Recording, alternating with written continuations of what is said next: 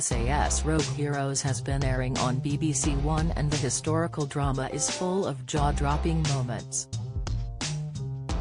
David Stirling, played by Connor Swindles, wanted to test his theory about using stealth means to attack enemies by jumping out of a plane with a parachute. In the series, he was almost left paralyzed from the waist down after his parachute tripped, but did this actually happen? Was David Stirling really injured after the parachute jump? In the series, Stirling teamed up with Jock Lewis, Alfie Allen, to test out techniques for entering enemy territory undetected.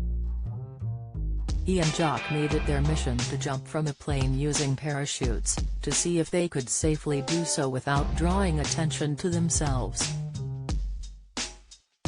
While Jock landed safely, Stirling's parachute got caught and he hit the ground with great force. He spent a long time recovering in hospital with his spine injury and was told there was a chance he would never walk again. Shockingly, the same ordeal happened to David in real life when his parachute snagged. Jock and David's first mission had disastrous and fortuitous results. David had jumped from an old Volunteer aircraft, which was not suited for the job at the time. After his parachute snagged, he was injured in the fall and ended up spending 2 months in the hospital. Like in the series, he spent most of his hospital stay planning his new unit. After his release from the hospital, he headed straight for the High Command headquarters to see the Commander-in-Chief General Lek. A hilarious scene in the series shows David fooling a guard and gaining entry into HQ. The British military establishment had a strict chain of command that had to be obeyed to the letter. The real David knew if he went down this route, it would never work in his favor. With this in mind, David slipped past the guard on his crutches and hobbled into the building before hiding in an office. Here he came across Deputy Commander Middle East General Ritchie, who was instrumental in the formation of the SAS.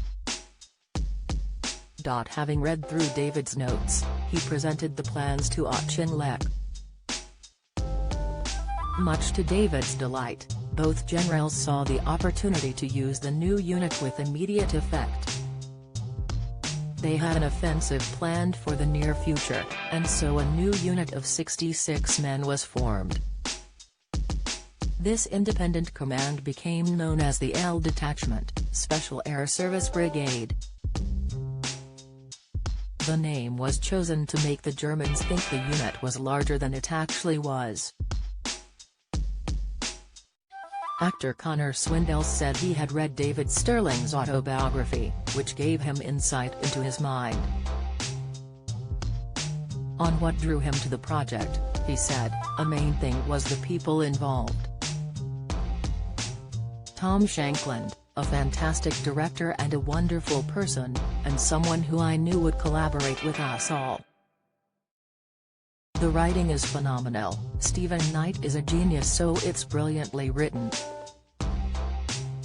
The characters are flawed, they're humans as much as they are heroes.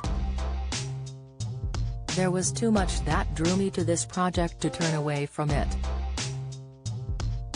SAS Rogue Heroes airs on BBC One on Sundays at 9 p.m.